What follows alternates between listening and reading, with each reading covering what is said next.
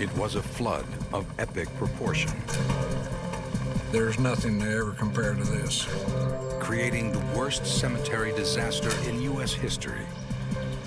We lost most of my mother's family. Out of this horrifying devastation, extraordinary individuals came forward and undertook the amazing task of bringing final rest to the dead and closure to the living.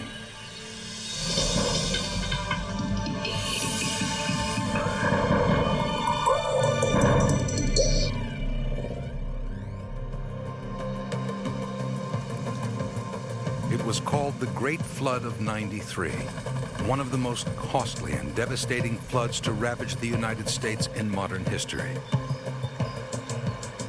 It flooded 17 million acres over 9 Midwestern states, causing damages totaling more than $12 billion and killing 50 people in Missouri and Illinois.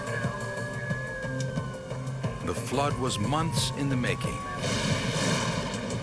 beginning with a wet fall and culminating with torrential rains in the spring. By summer, some places experienced rainfall of up to 4 to 7 inches in 1 hour. The Mississippi and Missouri rivers overflowed to record heights, forcing the evacuation of 85,000 residents. 55,000 homes were damaged or destroyed. The entire region was declared a national disaster. I've never faced anything in my life that was as devastating as the '93 flood. Since I've lived in Ray County, there's nothing to ever compare to this.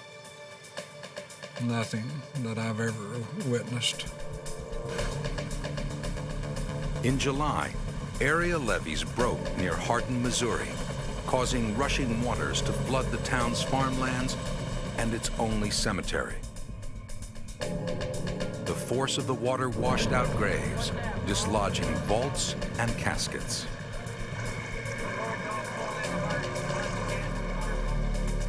You would never think water, a resource such as water, could cause as much tragedy as it does when it gets out of control. And with the Missouri River being 8 miles south of us, we never expected that this whole situation would ever happen. Snow doesn't realize the full extent of the disaster until he gets a call from the governor. The governor of Missouri was flying over the flooded area when he thought a trash dumpster had turned over in the cemetery. And what he had mistaken to be a trash dumpster was actually a steel vault that had come out of the ground and was laying down in the lower section of the cemetery. Had floated down there. That sighting is the tip of the iceberg. More calls start coming in, with reports of caskets and vaults and even bodies bobbing up in the water. The vault started popping out of the ground, and in a vault they're sealed, but there's air that's sealed inside. Well, whenever the water gets deep enough, that vault will become buoyant. And usually when you have a 1,500, 3,000 pound vault, it's going to find a way to the top. When the floodwaters begin to recede, the full extent of the disaster is visible. Caskets, vaults, embalmed bodies, and skeletal remains are scattered over 26 square miles, an area larger than the island of Manhattan. Of the 1,665 graves originally buried in the Hardin Cemetery, nearly half are washed away. I lost my grandma and grandpa, my mother and dad, my brother, my twin sister, and a younger sister. And an aunt and uncle, they just washed them away. They're not there no more. We lost most of my mother's family that was buried in the cemetery, her mother and dad, her paternal grandparents, a brother, and 2 sisters. I had friends buried down there that we found one that was completely out of the coffin. down through there, and they had to recover that and put it back, and we cried. What the people of Hardin are enduring is more than anyone could have imagined. Witnessing floating caskets was the stuff of horror movies, not real life. And to make matters worse, these caskets and vaults contained their loved ones, family and friends, children and parents, people they had already mourned and buried. Now this unbelievable tragedy ignites their grief again. Like others with deep family ties in Hardin, Ed and Linda Wolf are in shock when they realize what happened. We lost our son Christopher, who was an infant and died at birth in 1975. We lost Ed's set of grandparents on the Wolf side, and we lost Ed's father. You expect that when you bring a loved one to the cemetery that that's the final resting place. Well, that final resting place was null and void, you know, and that just psychologically really affected a lot of people because their loved ones not where we put them to be finally. And, you know, so it was just quite a traumatic situation. To this day, bones are still being found. So what kind of Forensic anthropologist Elizabeth Murray recently visited the cemetery. So as the water levels raise and lower at the cemetery, why we keep getting calls of bones and things being washed back up on the surface. As a matter of fact, last week we had a skull wash up and was found on the edge of the lake. So I went down and retrieved it and brought it back up to the facility here. You have it here? Yes, ma'am.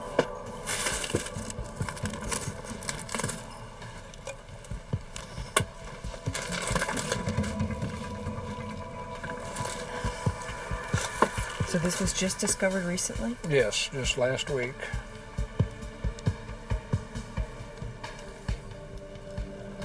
Has small mastoid processes, fairly smooth brow. It's a relatively small skull. Not a lot of development in here where the neck muscles attach. It kind of has a female size and appearance to it, but I'm sure it'd be another one of your unknowns, wouldn't it? Oh yes, yes. It'll be given a file folder and I'll photograph it and you know, we'll continue to hold the skull until it can be reburied down at the cemetery. But how often has this happened that these turn up? not very often do we get a full skull. I think we've probably only received about 4. In the summertime after the flood, when the farmers started reworking their fields for the next planting, they were discovering several long bones and a few skulls in their fields that lied east of the cemetery. Hardin, Missouri is a small farming town 35 miles east of Kansas City and 6 miles north of the Missouri River. At the time of the '93 flood, the population was 598. Today, it's much the same. It's a tight-knit agricultural town that supports itself by farming soybeans and corn. Ed Wolf grew up here. A lot of the people were related in some way or another. It was just a concentrated, like a big family is what it was. Someone was always there to help you, back you up, you know, help take care of you. It was not the first time the small community of Hardin experienced a flood. In 1951, record high water levels in the region caused thousands to abandon their homes, schools, and businesses. I was told this was worse than the '51 flood. And my mother and dad had planned for another flood, but not any worse, and had raised their home up on blocks about that high, just to be prepared for another one if it did happen. And when I drove like less than 2 blocks around the corner to my mother's house, there was no water, on the driveway. And I was told, let's get your mom's house emptied. And 16 of us emptied that house in 1 hour, everything in it. And when Mom and I walked out the front of her house, we had the water was up to our knees in 1 hour. It raised that fast. It was unbelievable. While the waters are still high in many areas, snow, with the assistance of volunteers and the National Guard, launches small boats to round up the caskets and vaults. There was a fence row, woven wire fence that ran north and south that was kind of the trap for a lot of the anthropology. The skulls and bones had washed that away and got hung up in that fence. But we found some bodies out of caskets that were 22, 23 miles down east. The flood doesn't just wash over the surface of the 9-acre Hardin cemetery. It actually cuts a swath right through it, splitting the cemetery in two and creating a permanent lake 30 feet deep.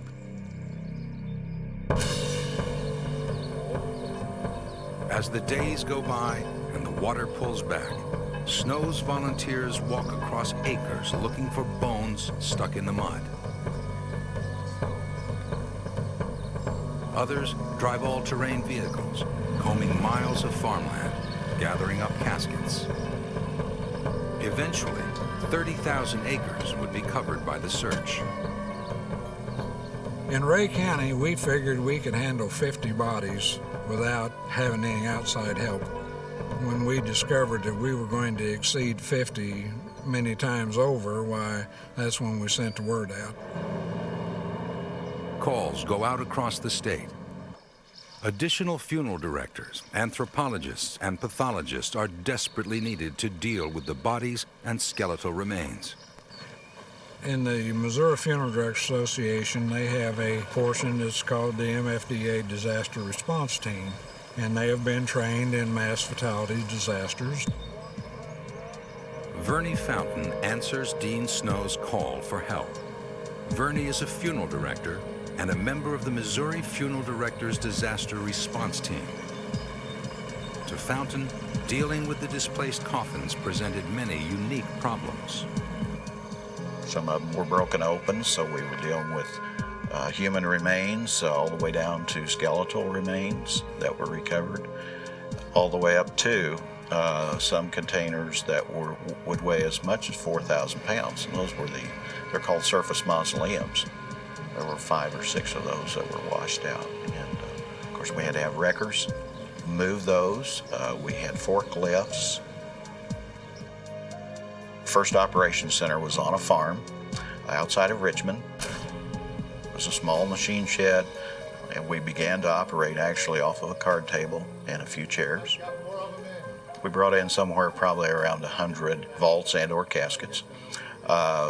In the back room, if you will, of the machine shed is where our initial processing started. And caskets were opened. We had a team of people with a checklist, and they would check for things such as wristbands, hospital wristbands that would still be on.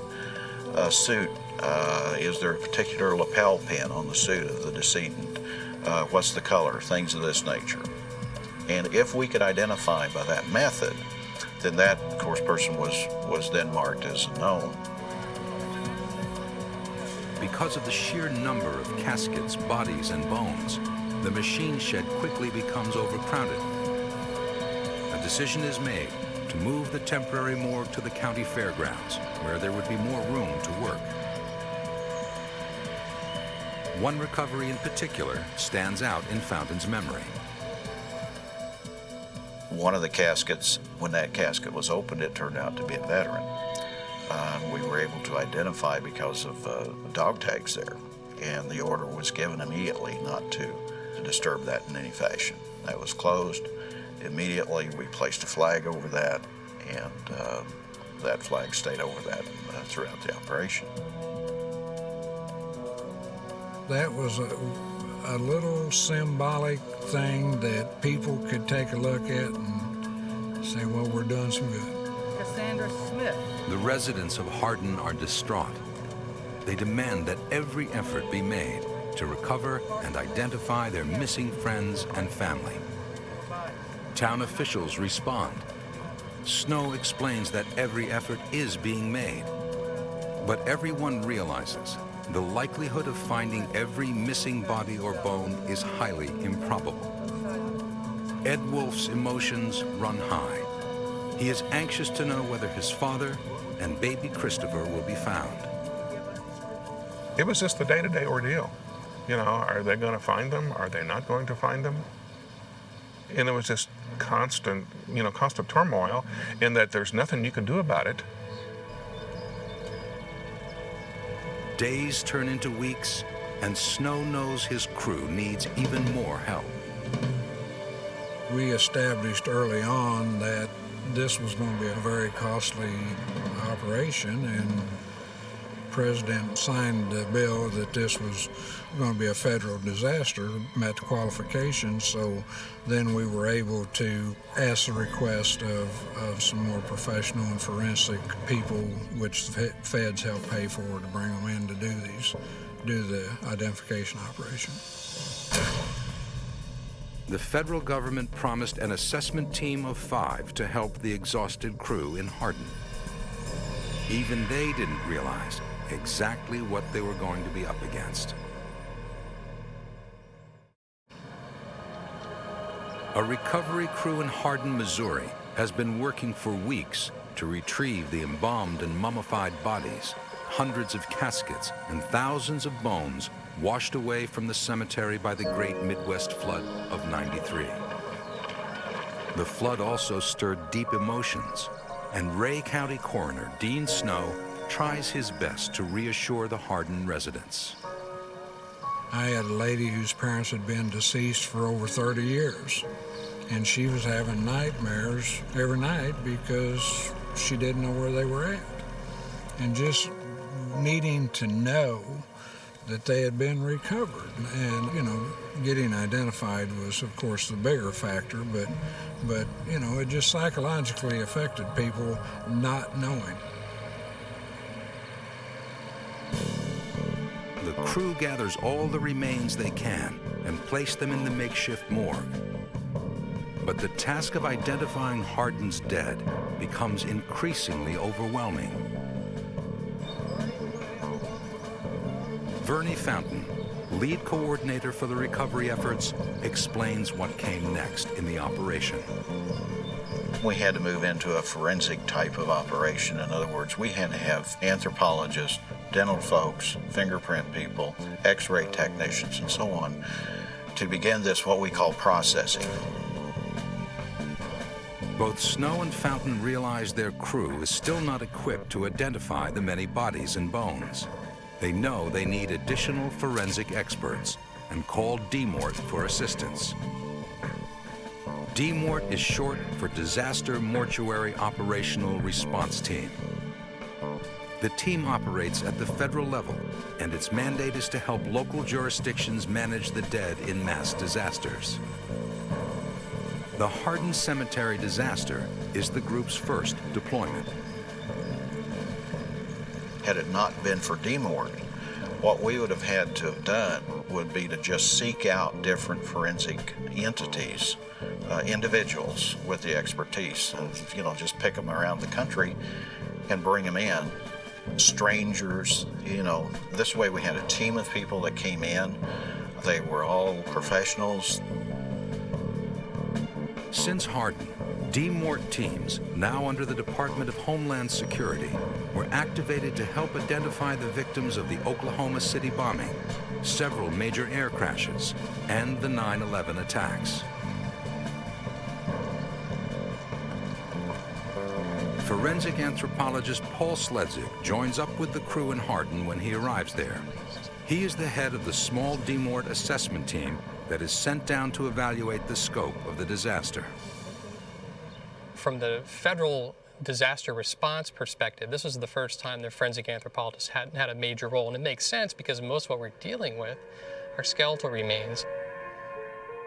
Sledzik is well aware that how we as a society treat the dead goes beyond our feelings for our loved ones. I think that historically in America, we've always placed a high price on our dead, whether it be from wars or from our own families. And I think particularly at Hardin, people felt a connection to this cemetery. This was the only history that the town had. And the town had essentially been wiped out by the floods itself, and then to have its history wiped out as well, I think was kind of a double whammy for them. In addition to Sledzik, the assembled crew includes 3 funeral directors and a mortuary search and recovery expert from the Department of Defense. At the time of the Hardin Cemetery disaster, Sledzik was a curator at the National Museum of Health and Medicine. Center.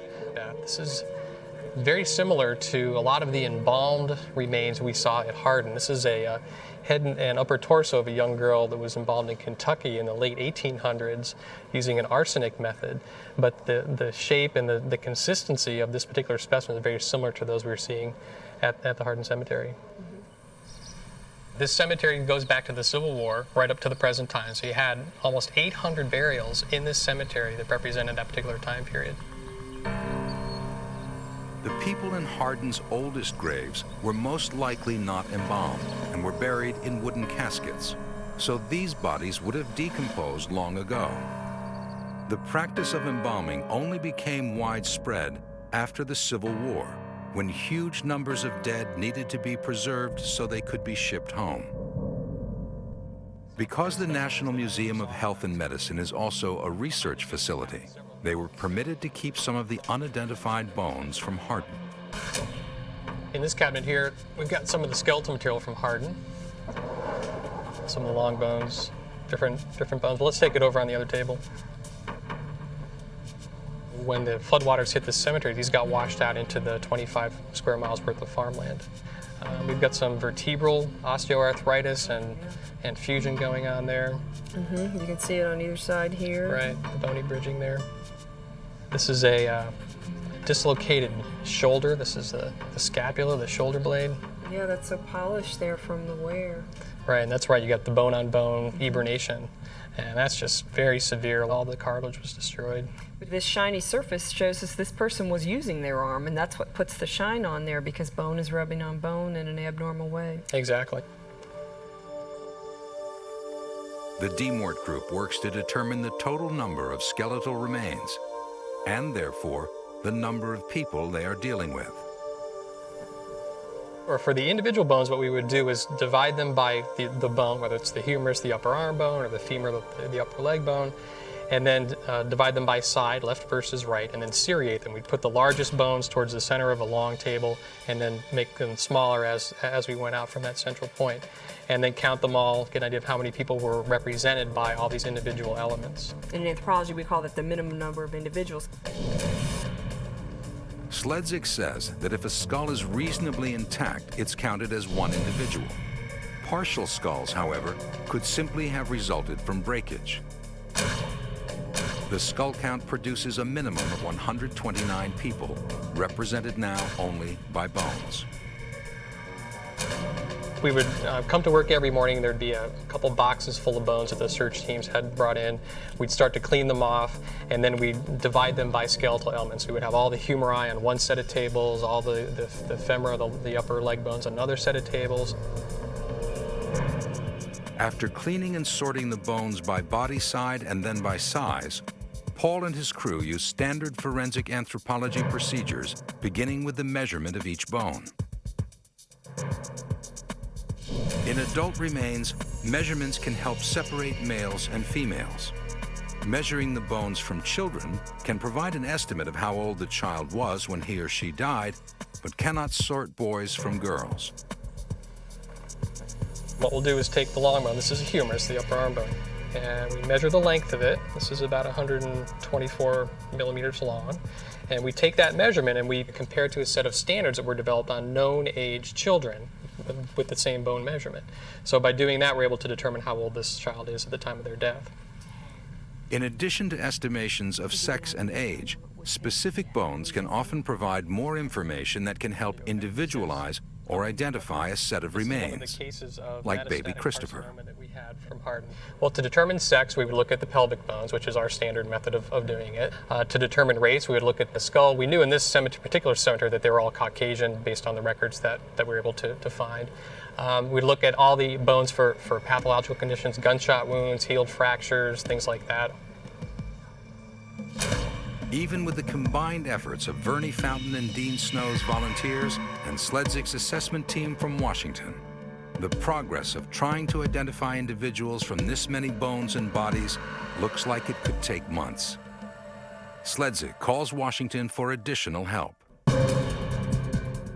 In mid-October, nearly 4 months after the cemetery washed out, a group of close to 50, including forensic anthropologists, dentists, pathologists, FBI fingerprint experts, and support personnel join up with the crew in Hardin. The recovery efforts collected approximately 3,400 bones and 408 individuals who were represented by a complete set of remains. Now the people of Hardin wanted to know how soon it would be until the bodies that were found could be identified and returned to them again.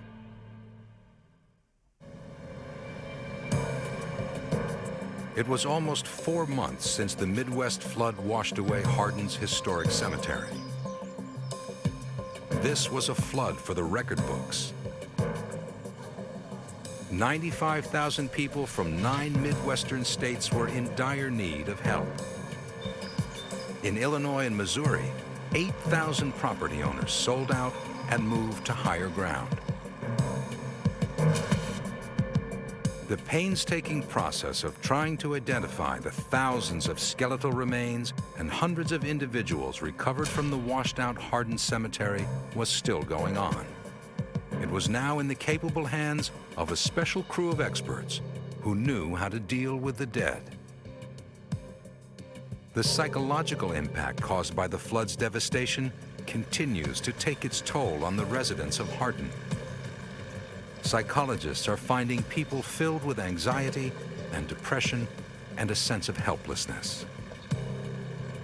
For Linda Renison, waiting for word about lost family members, including her mother's parents, her brothers, and her sisters, is unsettling. And she feels this catastrophe was so traumatic for her mother that it hastened her death. My mother had just retired the year before in '92. She was 71 years old when she retired from a garment factory that she had worked in. And she was doing fairly well till this all happened. And then she just kind of closed down as far as being interested in anything. It just wore on her mind so bad that it was just a matter of 3 or 4 years and she was in a nursing home. And from then on, she never spoke, never said nothing. Linda's aunt, Dot Bacchus, relies on her faith while she waits. I think it's in God's hand. You know, it was just one of those things. So I just live with it. Ed Wolf feels the anxiety and frustration of many in the town. You know, have they found anybody? Have they located anyone? Is it, you know, mom's husband, you know, my dad? Is it our baby? You know, it's just a constant thing. Coroner Dean Snow knows how important it is to keep the lines of communication open. The main thing that we could do was to keep them informed daily of what was going on here at the cemetery. We'd set up a family assistance center out at the fairgrounds, which people came daily, and we tried to give a update twice a day of letting them know what was going on and if we'd made any identifications, who had been identified. For the crew in Hardin, the process of identification is extremely complicated. Because the victims of this disaster are already dead, and some of them over 100 years, medical records usually helpful in identifications are not to be found. This is a picture of my The mother. crew has to come up with other kinds of data to compare with their observations of the bodies. One of the first things they do is ask relatives of the displaced dead for photos. They also ask them if they can recall information about the clothing or any personal property buried with their loved ones. This type of information could help in assigning a presumptive or temporary ID. Linda and Ed Wolf's infant son, Christopher, had been buried for 18 years before the flood. They asked if we had any pictures at all to bring those. Well, I knew exactly what he was buried in, so that wasn't a problem for me at all, because he was buried in his yellow bunny suit. This little sleeper that was given to him at a baby shower. And I had pictures to prove that. But everyone went through the same process, you know, as far as remembering back what, you know, they could.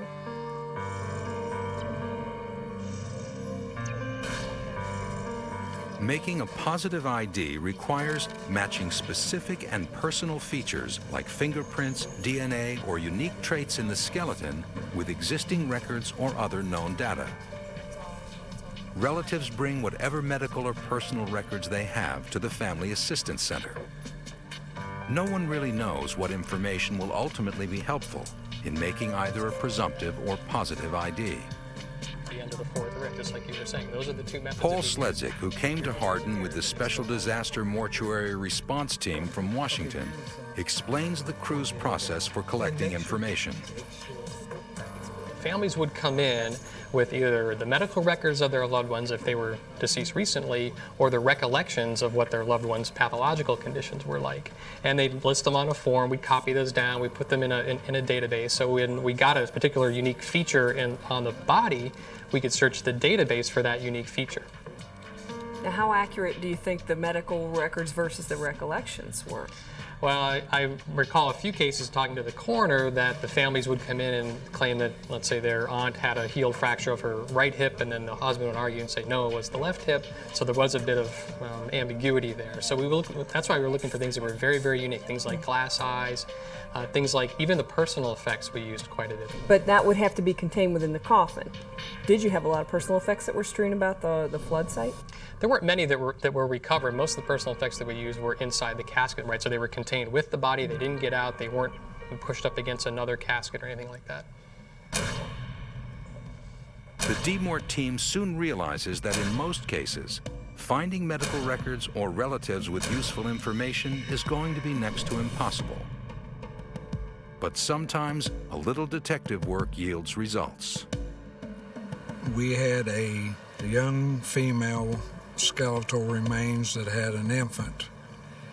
And the anthropologist discovered that the woman's pelvic area was not as such that she would have been able to give natural birth to this child. The anthropologist working with the crew said the bones showed that the woman probably had the child by cesarean section, and that the child died either at birth or shortly after. It's probably one of the early burials in the cemetery, but we just kept following up on tidbits of information, and we used to have 2 or 3 of the older ladies in the area and the older men, and we'd go to them and ask them questions. Do you remember such and such or so and so? And, oh, well, you know, now let's see, now so and so had a daughter that, yeah, by golly, she did. You become pregnant, and yeah, she died right at childbirth. And I think that did a cesarean section, you know. What are their names, please? Memories help in the identification process, but ultimately, the information the bones can offer is more reliable.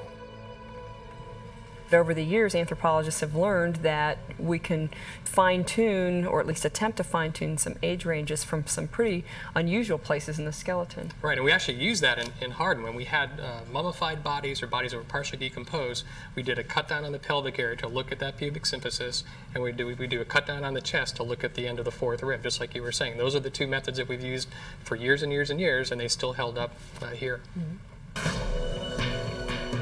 Forensic anthropologists at Hardin create reports for the 32 individuals who have flesh remaining on their bones, many of whom are mummified. The reports include the approximate age at death, sex, estimated height, and probable ancestry.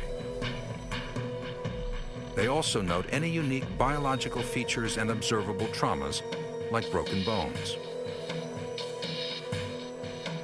They also note how the person was placed in the casket, and what they were wearing, and any artifacts included with them, like jewelry, eyeglasses, or dentures.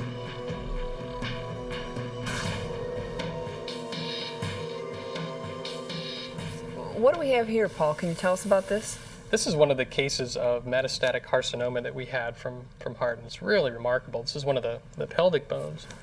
And just for comparison, here's a normal, and you can see all the punched out lesions there.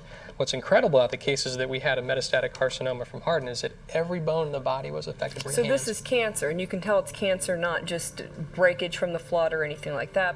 Right, it's very distinctive. You have these kind of eaten away areas, these round circular holes. The fact in these particular cases, the majority of the damage was in the pelvic area. We think it might be something like ovarian cancer. And these are cases from the 1920s, 1930s, so before the modern treatment techniques. But it isn't just the bones, medical records, and family memories that help the forensic anthropologists identify the deceased. The caskets the dead are buried in also hold surprising clues.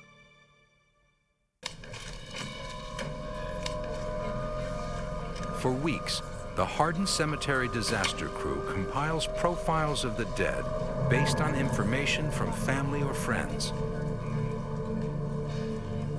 Their hope is to match this information with data gathered from studying the recovered remains.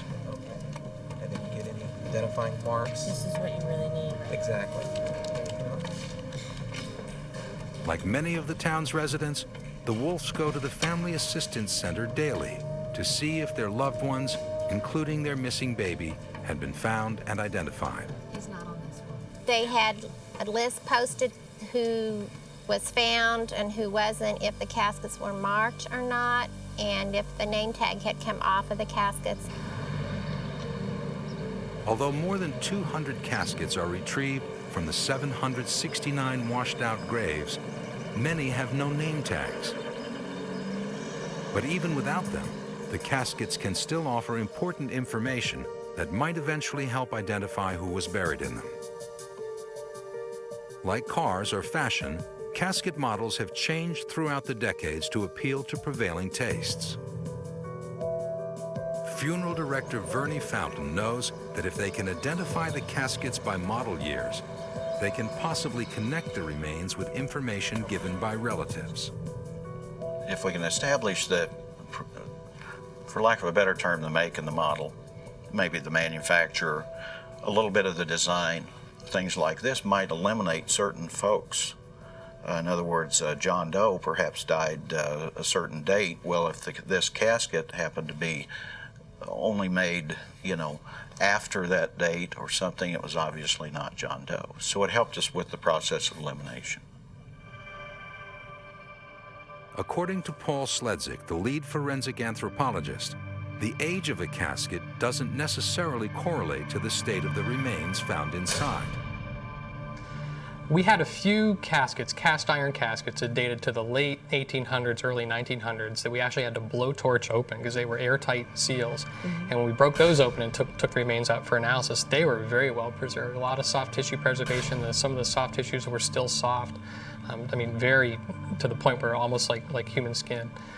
So that was pretty remarkable to have stuff that old to be that well preserved. I guess you can't exactly keep people. Besides being the county coroner, Dean Snow is a funeral director. He had hoped that many of the caskets would contain memorial records about the deceased in a glass or metal tube that comes with many caskets. Hey, Elizabeth, one of the things that the casket manufacturers started over 30-some years ago is they started incorporating an information sheet in a casket, which was this little piece of parchment with all the historical data of the deceased individual, and then this paper was all rolled up and placed in this little tube and then put back in the casket. But Snow says they did not have the luxury of that information. There was a problem. When many of the tubes were checked, the paper rolled up in them had never been filled out. Every displaced casket found is opened in order to identify the remains inside. The condition of the individual determines which scientist performs the examination. Forensic pathologists examine well-preserved bodies. Anthropologists analyze the less well-preserved, the mummified or skeletonized remains. Of the 769 graves washed out by the flood, the crew in Hardin is able to positively identify 119 individuals. 145 graves are classified as black line. All that remains are dark lines in the soil 4 to 6 inches thick. Their contents disintegrated beyond any known means of identification. 486 remains are marked unknown. Of these, 40 are children. They never found the relatives from the cemetery or identified them. They found remains, but we don't know that they were our remains of our family. My mother, she just took it badly. It haunted her. I think it was probably the end of her, is that her family was gone. They're not there no more. There's nothing to show that they were ever there, only my pictures. Perhaps it is just luck, or the land finally drying out. But alongside a road that had been repeatedly searched, a child's casket is spotted. We were eating supper one evening in October, and the coroner called Dean Snow, and he said that they had found Christopher's casket along the road down by Little Brick Schoolhouse. You found it? He was the only one found in the family, and that everything was intact, you know, the casket and the vault and everything. He still had his name on it and everything. It was relief that he was found.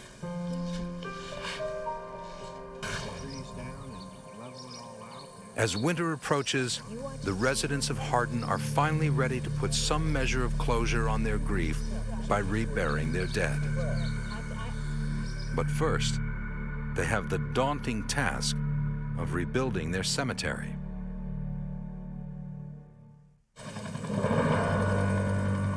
Four months after the Great Midwest flood devastated Hardin, Missouri, the townspeople are ready to rebuild their historic cemetery and rebury their loved ones. Hundreds of new graves are needed. Some will carry a name once again. Others will simply be marked unknown. The middle of the cemetery is now scarred by a permanent lake that will forever remind residents of the flood's destruction. To make room for 480 new grave sites, the town purchases a cornfield adjacent to the old cemetery and bulldozes a 24,000 square foot area. Human remains are placed in it. We did it much differently. Bernie Fountain, the lead coordinator for the disaster recovery efforts, worked on mapping out the burial plots. And we laid out 480 grave sites. This particular area here that's white, this was left vacant so that it would enable us to later inter additional human remains should they be found. And in fact, they were found. And eventually an additional 22 human remains were buried in this little white section down here. This pink section down here that you see is rather small, but this is all the infant graves that were unidentified. We wanted the operation to be much different than the common thought of what a mass grave is. These are individual grave sites. It just happens to be that we opened up one huge area in order to do it. New vaults are arranged with identifying numbers.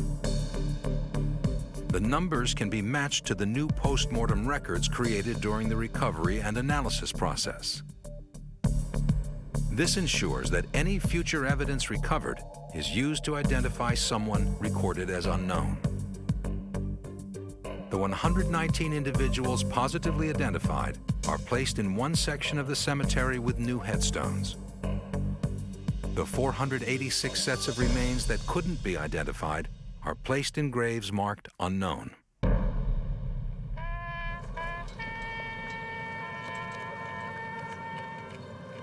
On a cold day that December, nearly half a year after the flood, the town holds its memorial service.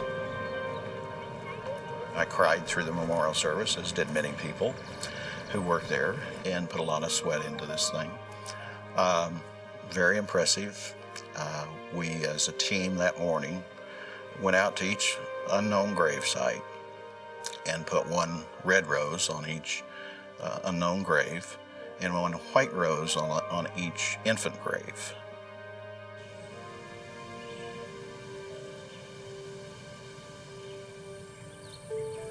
Linda Wolf, who was unable to attend the first burial of her infant son, is now by her husband Ed's side. And I remember we were there at the time designated for Christopher's burial. And of course, when you're at the cemetery, you can look up the road. And I was just constantly looking, you know, is that one Christopher? Is that truck coming? Is that Christopher, you know?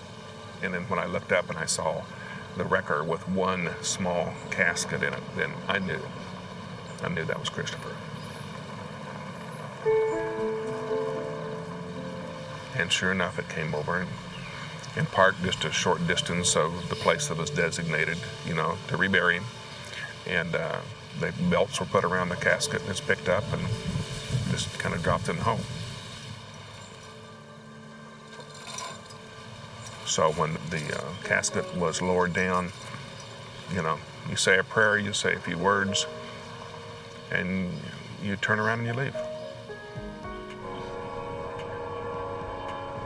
Today, life in Hardin has pretty much returned to normal. I just live with it. Because life goes on. You have to.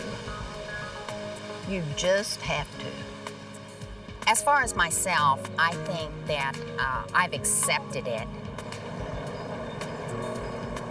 As for the crew that helped the town survive this tragedy and move on, there is a sense of pride.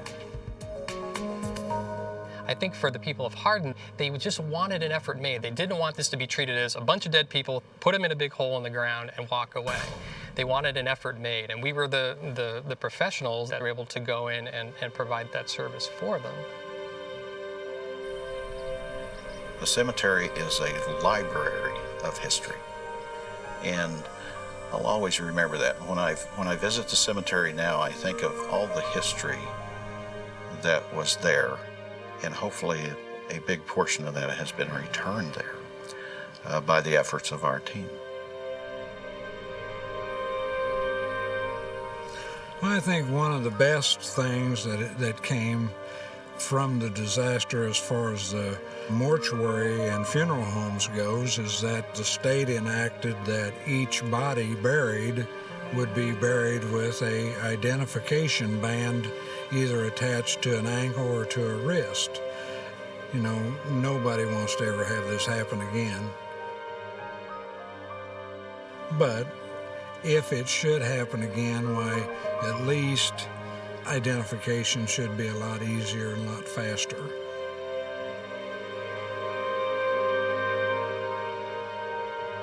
Two years after the flood, the cemetery is rededicated, and a granite monument is erected with the words, "Lest we forget."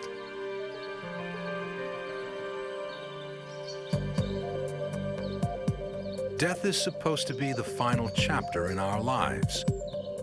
But in Hardin, Missouri, the forces of nature conspired to rewrite the book.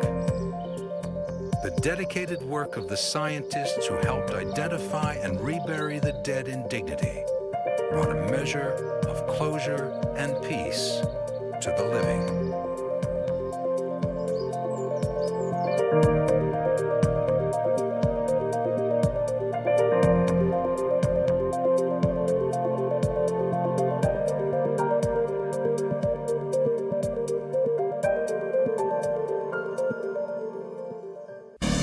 It's a deadly mystery, shrouded in myth and buried for more than a century in the Colorado mountains. The legend of a murderer and a cannibal who terrorized the West. He is a man of historical controversy, considerable historical controversy. 100 years later, a team of modern-day scientists searches for the truth behind the story of Alfred Packer. Boy, am I glad to see you. And the basis for the historical controversy is whether or not Alfred Packer did the unthinkable. But the stories written in the bones ignite a debate. There's no doubt that he was a cannibal. What is in doubt is that he's this ruthless murderer. Only the bones hold the truth. Forensic scientists must unlock the long-buried secrets of the dead to solve the mystery of the Colorado cannibal.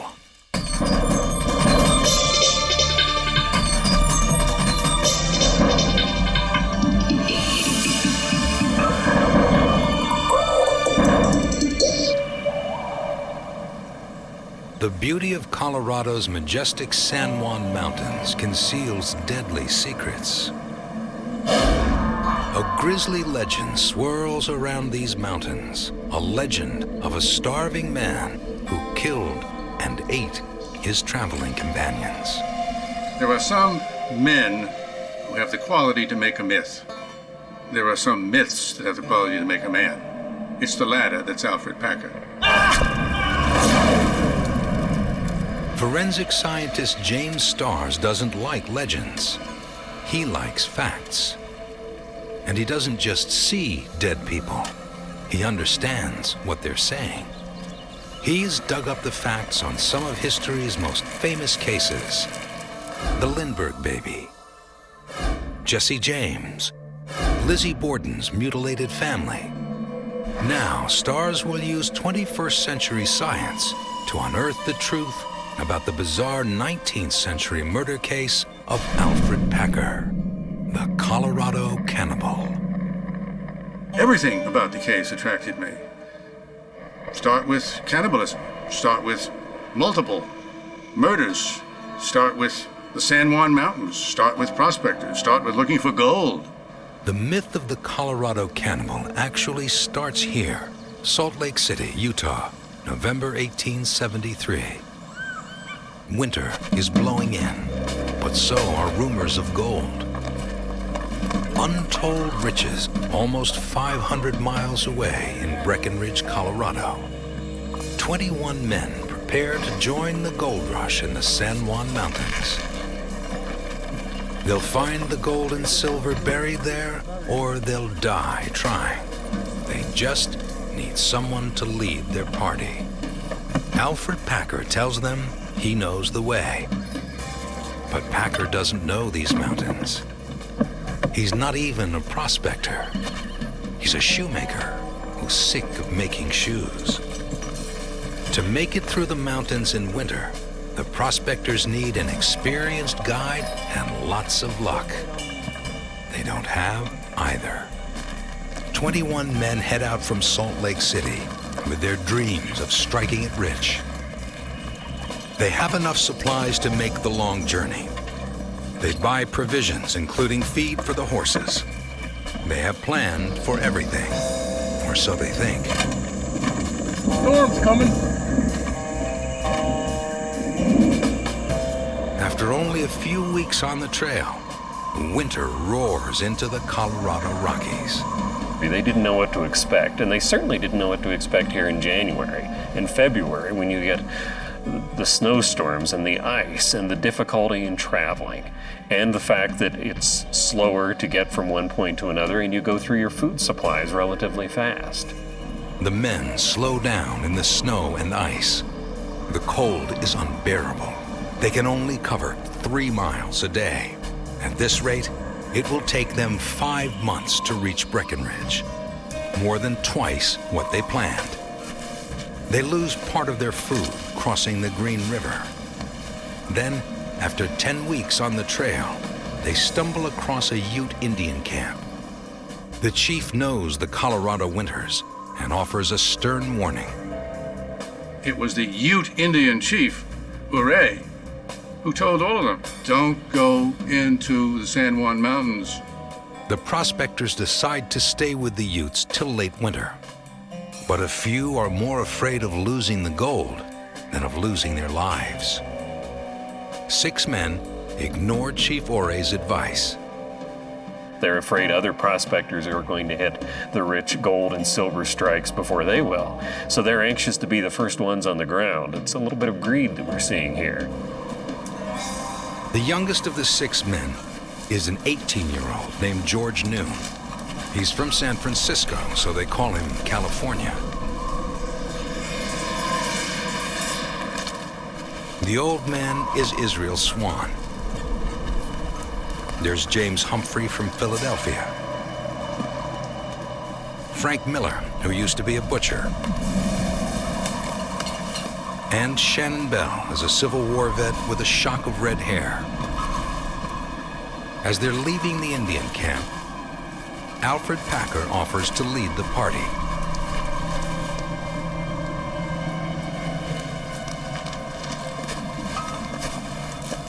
He was a leader that no one should have followed because he was taking these people into the San Juan Mountains in February of 1874, which we know from the records today was the worst winter that they've ever had in the San Juan Mountains in terms of cold and snow.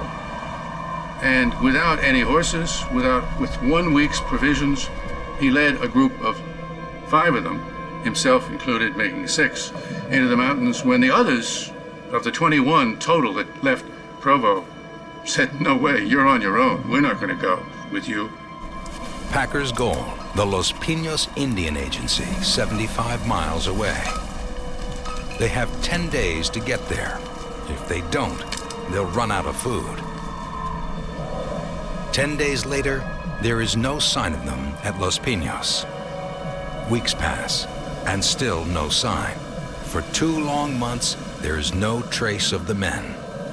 Nothing. Not a word. Finally, in early spring, a lone figure wanders into the Los Pinos Indian Agency. Name's Alfred Packer. How you doing? The camp commander, General Charles Adams, wants to know where the rest of Packer's party is and what took him so long to reach them. Packer tells his story. We were caught in a blizzard, Packer says. When the weather cleared, the others headed out, but Packer says he couldn't keep up. The rest of the fellas wanted to go on, but my feet were bleeding and I could barely see. They left him with nothing more than a rifle, a few dollars, and a promise to send help. Don't forget me now. How is it that the 16 men that were at the Indian camp came back, but the 5 men that were with you never came out? What happened? Adams doesn't buy Packer's story. I don't know. So there's immediate suspicion that they may not show up, that they in fact may not even be alive at this point. The general presses him for more details. Packer starts to squirm. And he begins to change his story. Packer begins to say, well, maybe they weren't all alive. But tell me what happened. He tells his tale again. It started snowing. He said it wouldn't stop. We were starving. It wasn't a week before old Israel Swan died. Packer tells the general there was only one way to survive. They did the unthinkable. The living ate the dead. Alfred Packer didn't want to die, but then, of course, if there's this bonanza of flesh and you're about to die from starvation and the people are all dead, you help yourself to the leavings and you commit cannibalism. Packer goes on to tell the commander they took some bits of meat from Swan's chest and legs. They had to do it to survive. Packer continues. So we kept going. The men kept on hiking, and about 4 or 5 days later, James Humphrey died. Did the pocketbook and the money belong to Humphreys too? Yes, I looked in the pocketbook and I saw he had the money and I took it. About 10 days out from camp, 4 or 5 days afterwards, Humphrey died and was also eaten. He had about $133. Now there were only 3 of them.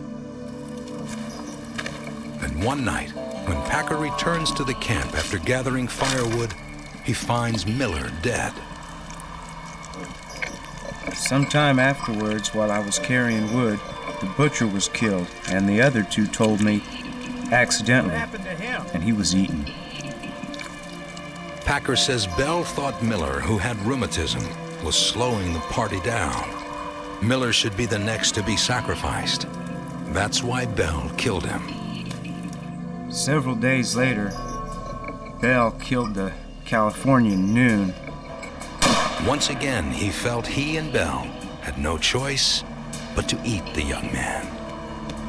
Packer says the 2 marched on, and then Bell tried to make dinner out of him too.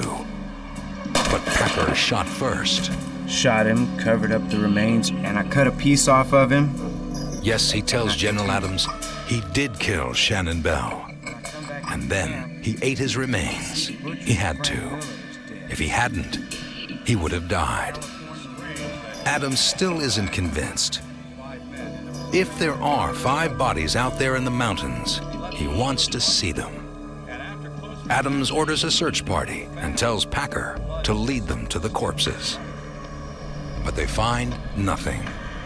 Wild animals could have carried off the bodies, or Packer could be leading the searchers on a wild goose chase.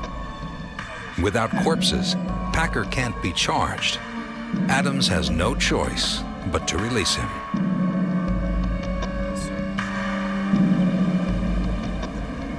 Later that summer, an artist sketching for Harper's Magazine stumbles upon a truly hellish sight. He peers into a grove of willows that are growing along the river, shadowy in there, but he can dimly make out the rotting carcasses of these 5 men that are lying on the ground. No attempt was made to bury them. John Randolph has found 5 decomposing bodies. Immediately, he grabs his pencils and pad and starts drawing. At the time, the bodies were partially decomposed and showed injuries to their heads. It captivates Harper's readers and grabs the attention of one man in particular. They seem to be Packer's victims. I could barely see. General Adams needs proof. So he rounds up one of the original 21 prospectors. Maybe he can identify what's left of the bodies. The prospector says these are the men who left the Ute camp and never came back. The same men who were with Alfred Packer. Alfred Packer is arrested and charged with murder. He's not charged with cannibalism for one simple reason. It's not against the law. Packer is held in a makeshift jail on a local ranch. This little shack can't hold Alfred Packer. He's not about to wait around to face this frontier town's judge and jury. He waits for the right moment, picks the lock, and vanishes into the mountains. The commander rounds up search parties to find him and bring the suspected murderer back. Neighboring communities form up posses to track him down. When word of his escape reaches the surviving prospectors, they swear vengeance against him. They hunt for months, but can't catch him. Packer simply disappears. Was Alfred Packer a murderer? Or did he do what anyone would have done? James Starrs is determined to find the answers. There's much more to the tale of Alfred Packer, it seemed to me. I finally decided to put to rest some of these questions that I had in my mind by going out to Lake City, Colorado, and seeing if I couldn't find out more than the textbooks said about Alfred Packer. It won't be easy. The San Juan Mountains have held a tight grip on Alfred Packer's secret for nearly 130 years. Starrs has a lot of catching up to do, but using modern forensics, He hopes to find the bones of the 5 prospectors and listen to what they have to say. It's Starr's only chance to solve the legend of the Colorado cannibal once and for all. Forensic scientist James Starrs wants to find out what really happened on that cold, deadly day in the Rocky Mountains. His team will dig up long-buried bodies and listen to what they have to say. But first, he has to find them. No one really knows where they're buried. Legend leads him to a place called Dead Man's Gulch. Starrs has assembled a forensic team that includes a pathologist, an anthropologist, a geophysicist, and an archaeologist, even a forensic backhoe operator. Starrs is so driven to bring logic to this legend that he is paying for all this himself. But he only has enough money for 30 days, and the clock is ticking. The most immediate concern was to make certain that I was right as to the location of the burial place. And then we did the ground penetrating radar. That sold me. Whatever's under the ground there there are anomalies, 1, 2, 3, 4, maybe even more than 5. But there are anomalies there that are very close to the surface. All right. After we only took a few inches off the top of the soil, once again, jumping Jehoshaphat's, we find lines of stones all lined up, pretty much in an east-west orientation, which of course is the Christian burial orientation. The stones could be marking a gravesite. The team digs deeper, then strikes pay dirt, a bone. There was no doubt that the first bone was human, no doubt at all. It clearly was a skull bone, as you say, a temporal bone from the skull. Any marks? As the crew uncovers more dirt, the full skeletons begin to emerge. Finding the bodies after all these years is rare. Animals could have carried the bones away. They could have been washed away by floods or pulverized into dust, but they weren't.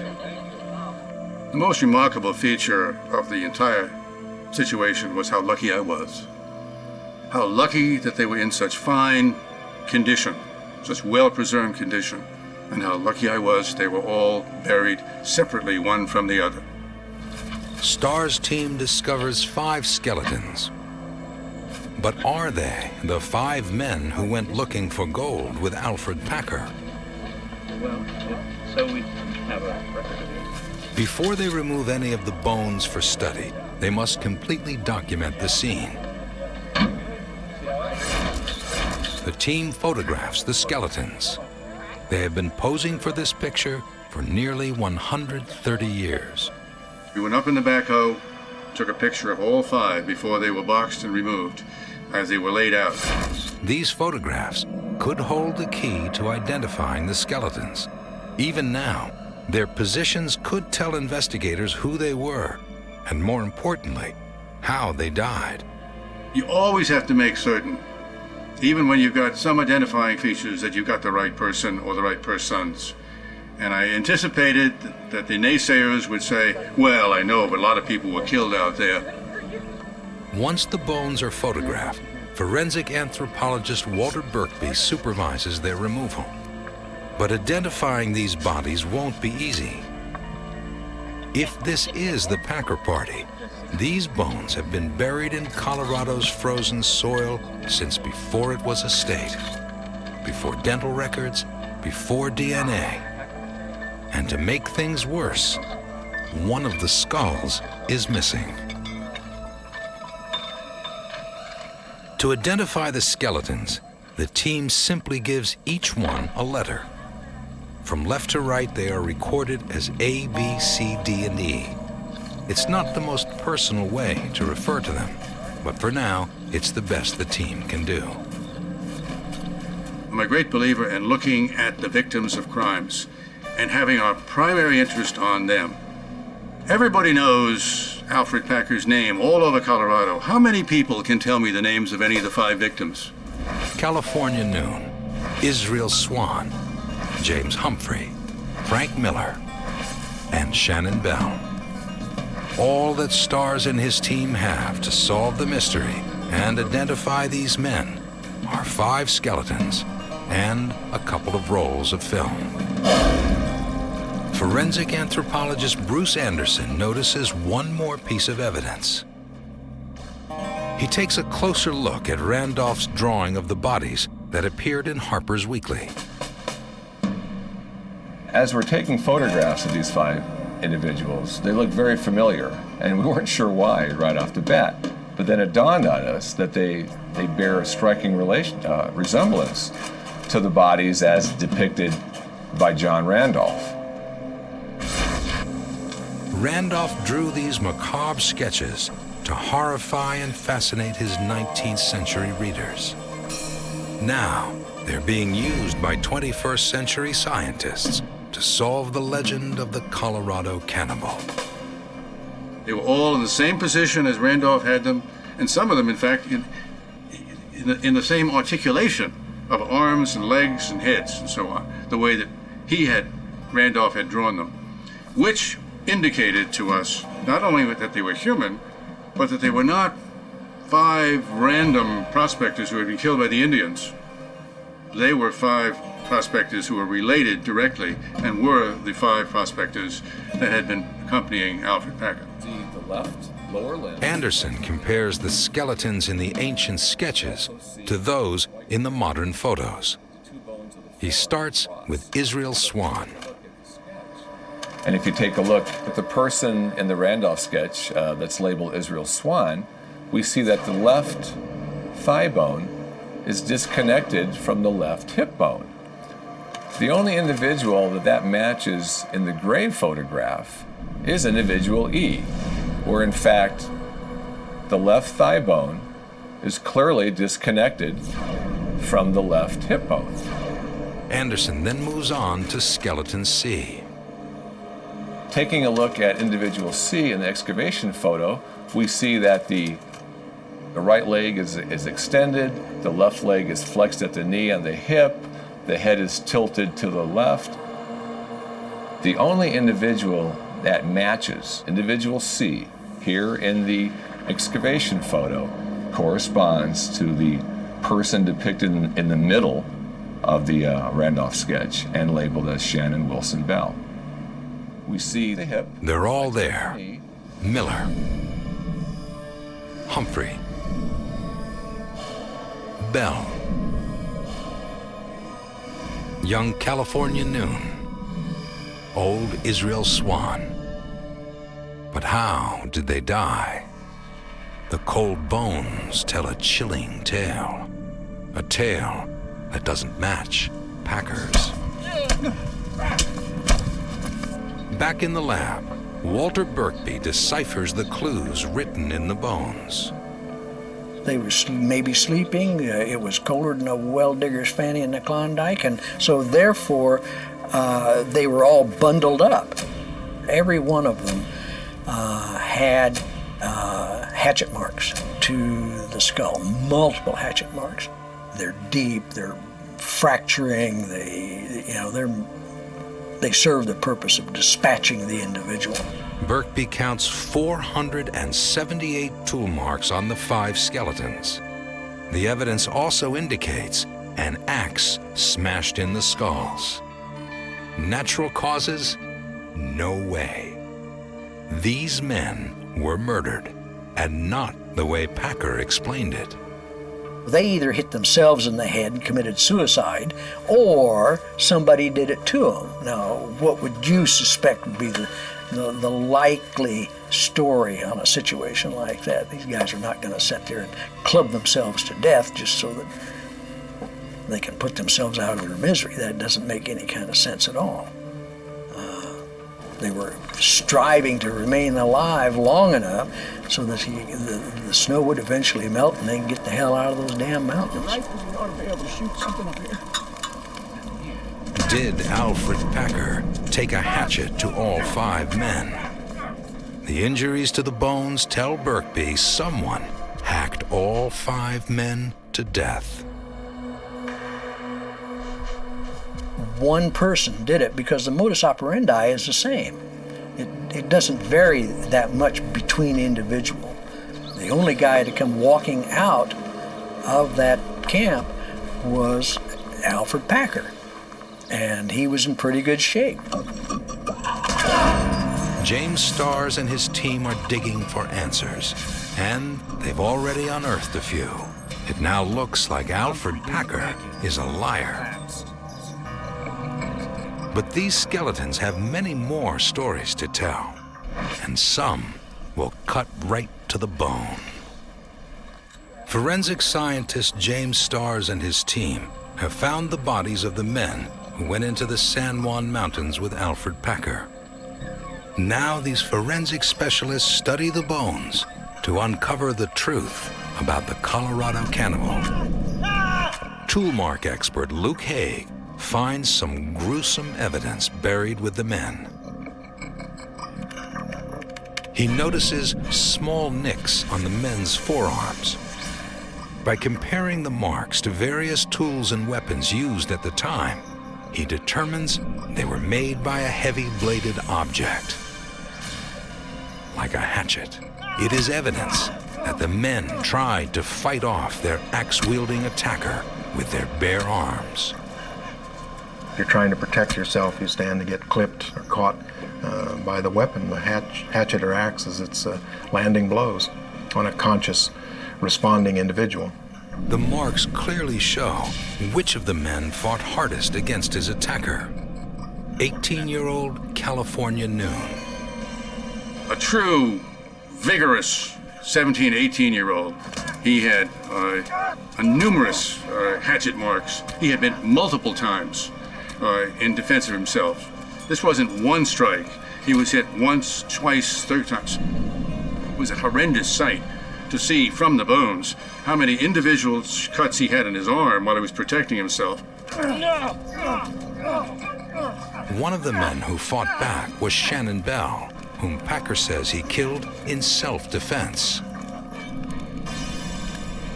No question at all, these were defensive wounds. What it says is that the man that Alfred Packer said that he shot in defense of himself was in fact defending himself against a hatchet-wielding murderer. Uh-oh. Alfred Packer, you've just been shot down. The bones show that Alfred Packer lied about killing the men in self-defense. But they also show he wasn't lying about the thing that made him a legend. Only one thing could make these tiny tool marks. And to get this kind of a mark, you're taking a knife and following around on the curvature of the bone in an area, for example, where meat and tendons attach to the bone itself to be able to remove and peel away the meat.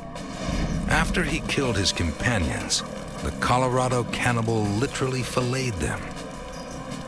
Alfred Packer butchered his dead friends, the same way he would have butchered a deer or an elk. The proof is in the bones. This is where you never know.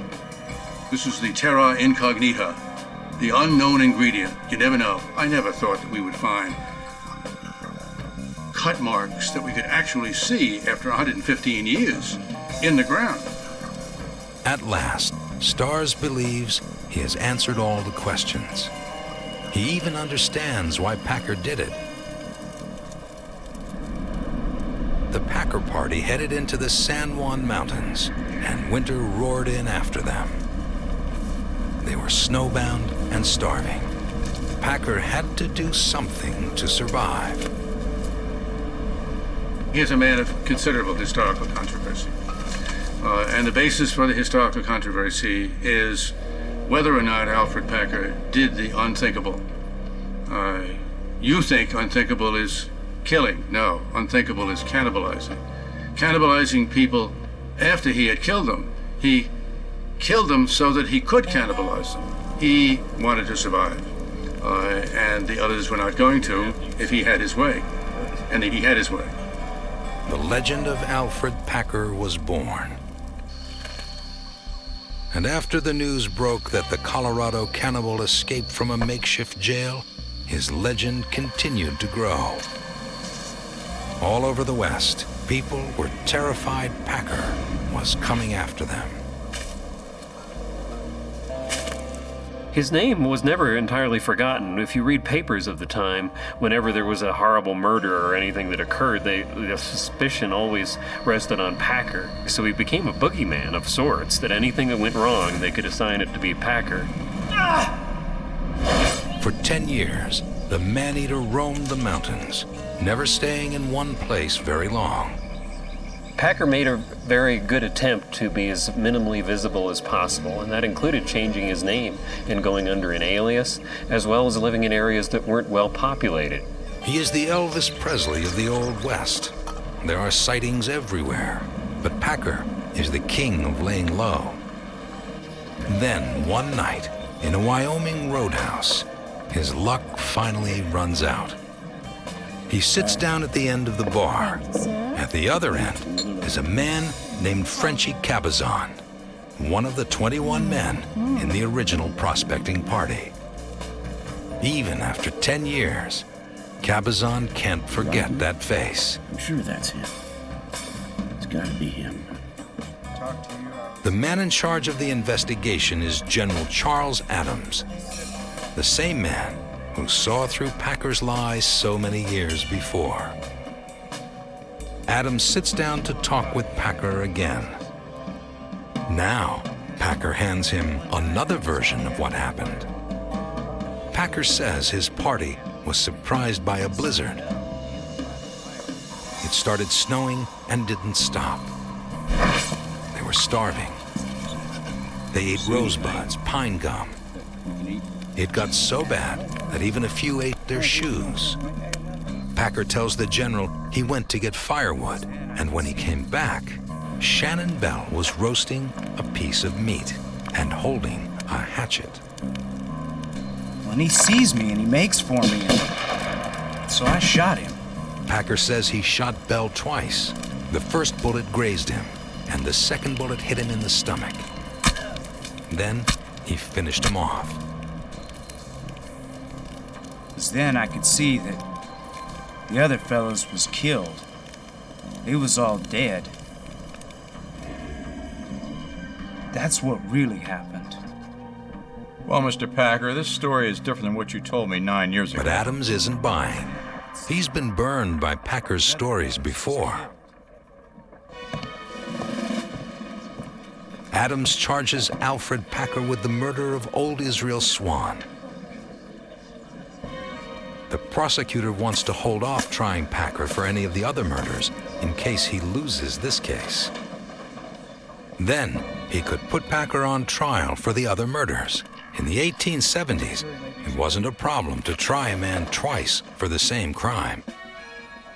There are no witnesses, and really no evidence. All the prosecution has are 5 dead bodies and Packer's changing story. But Packer can't mount much of a defense. It's his word against that of a dead man. Mr. Packer, will you please rise? The verdict is never in doubt. We, the jury, find a defendant, Alfred Packer, guilty. At some point within the corporate limits of Judge the town Melville of B. Gary passes sentence. County of Hinsdale, and between the hours of 8 a.m. and 3 p.m. of said day, you then and there, by said sheriff, be hung by the neck until you are dead, dead, dead. May God have mercy on your soul. Bailiff, remove the defendant. Jury, your work is appreciated. Thank you. You are dismissed. Court is dismissed. But Packer had broken out of jail before. He might do it again. So an angry mob of townspeople forms outside the Gunnison courthouse. They don't want to wait for procedures or appeals. So Packer is moved for his own safety. Then his hanging gets hung up by a technicality. Packer's attorney appeals his case, and this time, he wins. What was unexpected, however, was a legal twist that the conviction was overturned based on the fact those murders had taken place on an Indian reservation that was located within the territory of Colorado. Packer was actually convicted using state statutes from the state of Colorado. Enough time had transpired that it had gone from a territory to a state at this point. So the conviction was overturned based on the fact it was an Indian reservation in a territory. The Colorado cannibal gets a new trial, and this time, prosecutors hold nothing back. Packer is indicted for the killing of all 5 men. The jury finds Packer guilty of manslaughter. Yes, Your Honor, we have. He is sentenced to 40 years. Guilty on all 5 counts of voluntary manslaughter. Thank you. Just 8 years for every man he murdered and then devoured. 12 years after his crime, Alfred Packer is finally sent to prison. Now, the legend takes an even stranger twist. The same mob that saw Packer lurking behind every tree and then wanted to hang him from one begins to feel sorry for him. There was a subtle shift in the public's perception of Packer between the 1870s, when he was celebrated as a Colorado man-eater, one of the few cases of that had ever occurred. By the start of the 20th century, however, there was a great deal of sentiment in favor of Packer, that he had perhaps been railroaded, that there were other circumstances that were unknown that had put him in that jail cell for all those years. As Packer sits in prison, public opinion starts to shift. People begin to believe that he is innocent. And now, 100 years later, one forensic scientist thinks the same thing. James Starrs might have gotten it wrong, and Alfred Packer was railroaded not once, but twice. The case of the Colorado cannibal is settled. At least in James Starrs' mind, an open and shut case. But when you're dealing with a legend, things are never that easy. Some people don't see the Packer story as a mystery at all. They're convinced Packer acted in self-defense. Public sentiment had changed from the frontier days, when the tragedy occurred, to the beginning of the 20th century, and there was a great deal of sympathy for Packer by this time, and it was fanned by Polly Pry of the Denver Post, who was using this as a publicity ploy to assist the Denver Post perhaps in selling more newspapers. It was a good story. Newspaperwoman Polly Pry was a contemporary of Packer's. She interviewed him several times and became a champion of his cause. 21st century science may back her up. This pistol has fired the imaginations of contemporary skeptics. It was reportedly found 55 years ago, not far from Dead Man's Gulch, the place where the 5 men were buried. It's been waiting for the chance to tell its story ever since.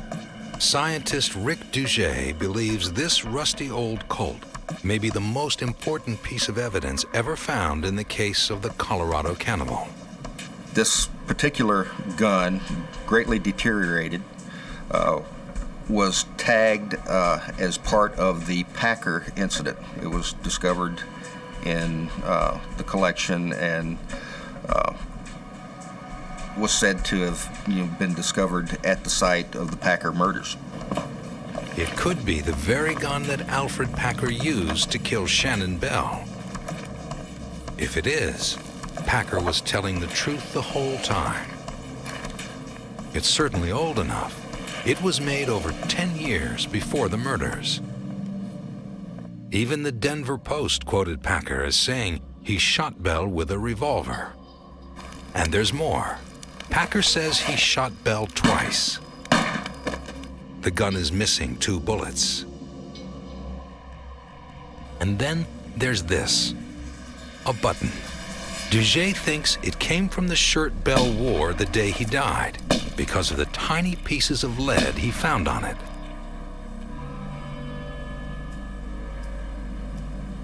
These lead fragments are highly consistent with the lead that was sampled from the bullet in Alfred Packer's gun, and they're highly consistent with lead that was sampled from similar cartridges made around the same time by Remington Arms.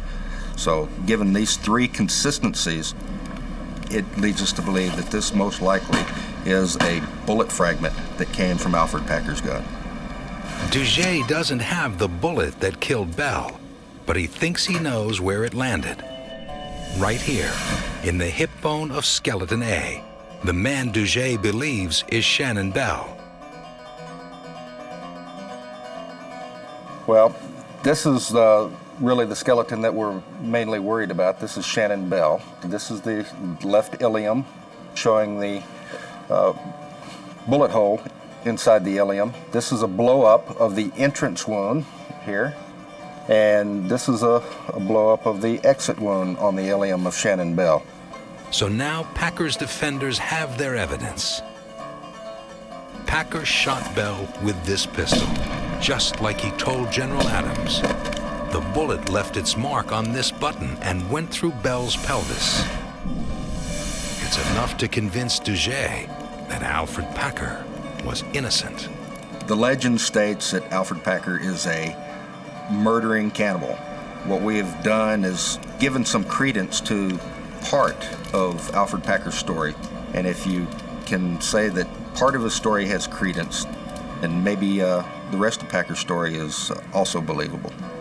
But there is one more piece to the puzzle, one last calcified clue that will solve the case of the Colorado cannibal once and for all. It's something Shannon Bell has had up his sleeve for nearly 130 years. For more than a century, most everyone around here assumed Alfred Packer was a murderer and a cannibal. But new evidence shows he may have been wrongly convicted. Dr. Rick Duget believes Packer acted in self-defense. This gun, this button, and this bullet hole tell him that's how it happened. But James Starrs and his forensic team, the ones who dug up the bones in the first place, say that theory is full of holes, starting with the notion that this hole was made by a bullet. I looked at it, and I looked at it under the microscope, and we x-rayed it and everything else, and it didn't look like any gunshot wound that we'd ever seen. So it's carnivore mark, and we see that same kind of mark on other bones that are in the burial pit. It's very typical of things we see all the time in the remains. No, we'd expect... Duget disagrees. Gross disarticulation of the bodies, meaning the bones being... He's a zoologist,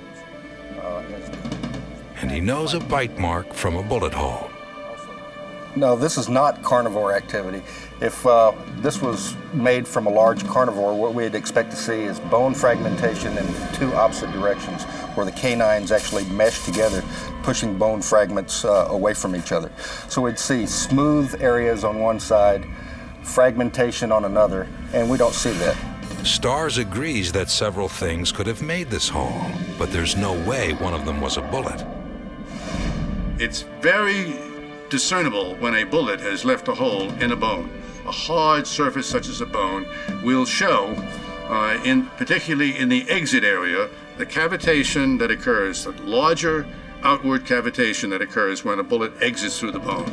Because Starrs and his team believe this is not a bullet hole, they are convinced Duget is looking at the wrong skeleton. Duget's theory is based on his identification of Shannon Bell as skeleton A. Starrs and his team believe skeleton C is Shannon Bell. The idea that Bell is skeleton A started with a newspaper reporter who didn't check his facts. There's only one way to settle the debate. Starrs' team has to prove that skeleton C is Shannon Bell. To do that, they'll go back to the only records about him that exist. Bell fought in the Civil War, so the team examines his military records. Bell was wounded in battle. A Confederate bullet went through his left arm and shattered his elbow. When we examined the remains, he did have an old gunshot injury to his left elbow. Once again, the bones hold the answers. Shannon Bell is Skeleton C. The all-star team has used 21st century science to confirm the verdicts of 2 pioneer juries. You know, we had a chance to use techniques of forensic anthropology that are usually applied to modern medical legal cases on this historic case. It was a really good chance to try to answer some questions on a case that was well over 100 years old. At last, nearly 130 years after they were bludgeoned to death in the Colorado wilderness, Alfred Packer's victims can rest in peace. I put a face on them. I put a life on them. These are people. I looked at Israel Swan and I saw the damage to his spine from all the digging that he had done over these many years as a miner. I felt for that man. How could he possibly be out there doing what he was doing, expecting to survive? You all right? No, I'm not all right. George Noon, what was he doing out there? And who was he? All these things to me make these people live. And the more they live, the more you suffer for their death. The bones have spoken. 5 men died in the frigid San Juan Mountains in the winter of 1874. California Noon, Israel Swan, James Humphrey, Frank Miller, and Shannon Bell. Alfred Packer killed them all. He is the most malodorous man that I've ever seen. In all the books I've written about crimes being committed, he is the most foul of the foul, in my view. Why? Because not only did he cannibalize them, but he killed 5 so he could survive when he could have killed 1 and survived off 1 and killed the other, seriatim, individually. So he killed all 5. The whole concept of what he had done more than boggles the mind. It's destructive of the mind.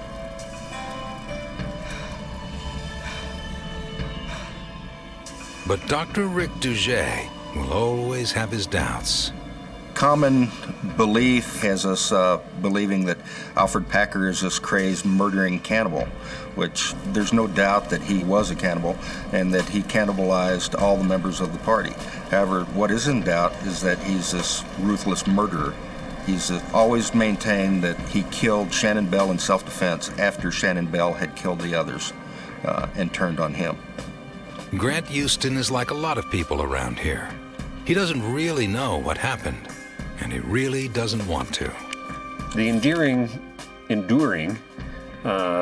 fascination with the Packer legend is that we'd never really know the story, and I would hope that remains, that we'll never really know whether he was guilty or innocent. I think that's why it's continued on for well over a century. Alfred Packer was one of the most notorious criminals of the Old West. But some will always believe he was convicted of a crime he didn't commit. Either way, he died a free man. After serving less than half his 40-year sentence, Packer's health began to fail. The governor released him on parole. He spent the rest of his life south of Denver, no more than 200 miles from where his 5 victims died.